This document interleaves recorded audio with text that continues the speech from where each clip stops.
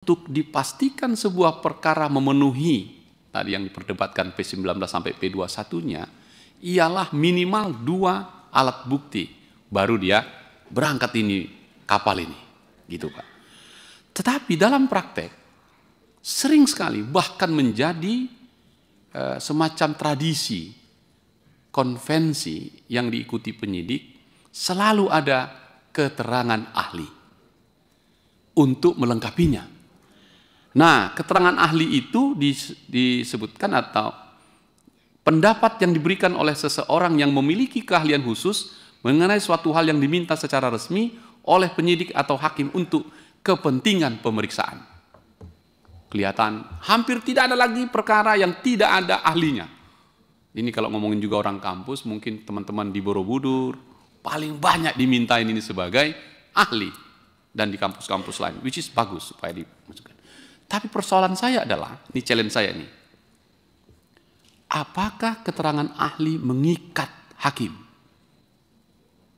Ternyata jawabannya tidak. Bahkan dalam persidangan, si ahli tadi tidak boleh menyentuh pokok perkaranya, harus berandai-andai. Begitu masuk pokok perkaranya, saudara ahli, saya ingatkan, jangan masuk pokok perkaranya. Maka ketika ada pencurian tentang A, dia harus berandai-andai.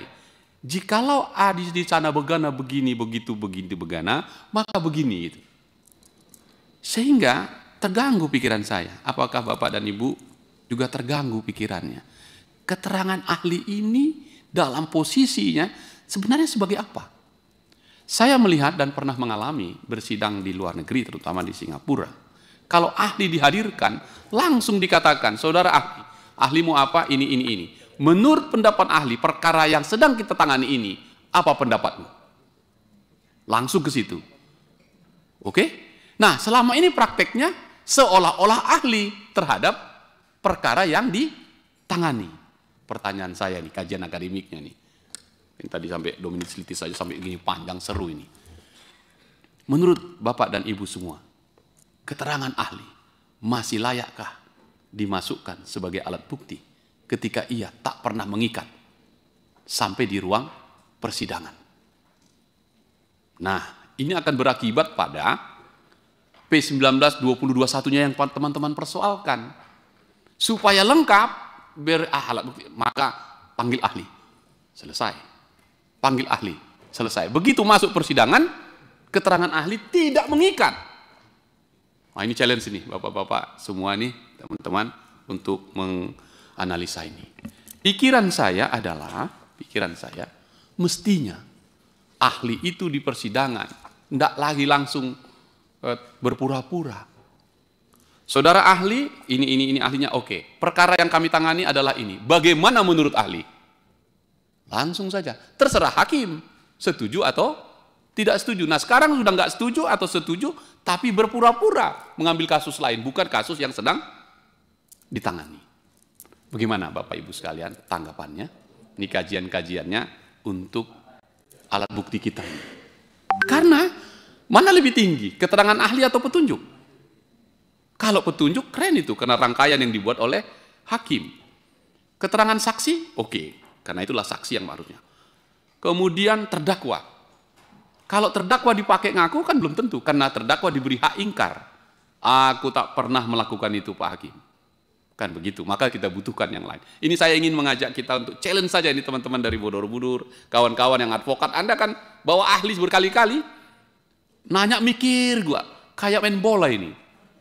Oke, garis-garis tipis gitu, harus pandai-pandai kita. Belum out lah, ya tipis gitu. Menurut saya pasal 184 kita dalam prakteknya 44 tahun adalah keterangan ahli yang berpura-pura. Kalau berpura-pura, kita hentikan. Bagaimana pandangan teman-teman? Itu yang pertama. Yang kedua, ini seru nih, terima kasih nih teman-teman Borobudur, saya sempat baca ini. Perseteruan antara asas Dominicis Litis versus diferensiasi fungsional. Dan saya kira kita semua tahu, KUHP ini adalah cara negara untuk merampas hak asasi warga negaranya dengan pembatasan-pembatasan tertentu. Jadi ini power yang sangat luar biasa. Maka ya harus seimbang. Kalau negara diwakili penyidik, penuntut, dan pengadil, advokat akan mendampingi sang warga negara yang akan direbut hak asasinya. Jadi kira-kira begitu. Saya sepakat di situ. Kita batasi supaya tidak terjadi abuse the power. Pertanyaan saya ini Pak, ini kelihatannya teman-teman Borobudur atau akademisi lah ini, Trisakti dan semua, nanti tanya dosennya ya. Anda berpihak pada dominitis litis atau diferensiasi. Nah, terima kasih Borobudur udah kasih contoh kalau di Korea begini, kalau di Belanda begini, dan seterusnya. Pertanyaannya, di Indonesia gimana? Karena saya kira teman-teman BEM Anda benar itu. Saya sepakat dengan Anda. Kami ingin tidak ada perkara yang P19. Tidak boleh. Hanya karena penyidik dan penuntut tak sepakat, maka hak warga negara untuk segera disidangkan hilang. Nggak boleh. Tidak boleh kan? Karena hak untuk segera disidangkan, itu hak asasi itu. Tak boleh lama-lama, saya sepakat adik-adik itu, saya setuju itu. Nah pertanyaannya, gimana caranya? Saya berpikir ini, cocok enggak ini teman-teman, pimpinan saya tadi malam merenung-renung ini cocok enggak ini perseteruan antara asas dominitis litis dan asas diferensiasi fungsional. Dua-duanya punya argumentasi yang cukup. Saya membayangkan penyidikan ini atau proses ini sebuah rumah yang besar, di dalamnya tinggal suami istri. Oke, suaminya jaksa, istrinya polisi. Kira-kira begitu. Mereka selesaikan di rumah lah. Jangan kau bertengkar korban warga negara ini. Kurang ini kawan, petunjuk P19 balik. Teringat aku di Blok M itu, Kopaja P19 muter-muter itu. Jadi pas itu pimpinan. Jadi Kejaksaan Agung ada di Blok M itu, P19 muter terus. Betul toh? Jadi terima kasih kita pada Kopaja P19 itu ya. Itu tadi kan, muter dia. Bapak Ibu sekalian, apakah bisa kita selesaikan perdamaian atau kolaborasi dua asas ini kita gabungkan suami istri? Jangan kau bertengkar, kau bereskan itu di rumah. Tapi jangan korbankan warga negara hanya karena kalian bertengkar berdua. Presidennya sama, KUHAP-nya sama, undang-undangnya sama, perasaannya yang berbeda. Yang satu merasa ini belum lengkap, biar gagah jaksa, biar tahu kau ya, kalau aku bikin P19 balik kau. Ampun. Padahal bukan itu poin kita. Selesaikan di sana, warga negara secepat-cepatnya diproses apakah dia bersalah atau tidak bersalah. Karena terakhir ini pimpinan. Ini yang pertama, balik dari semua tadi. Apa itu? Dalam KUHAP asas praduga tak bersalah. Betul ya? Sepakat kita itu. Kalau betul praduga tak bersalah, mengapa belum sidang sudah kau tahan? Kan sudah bersalah.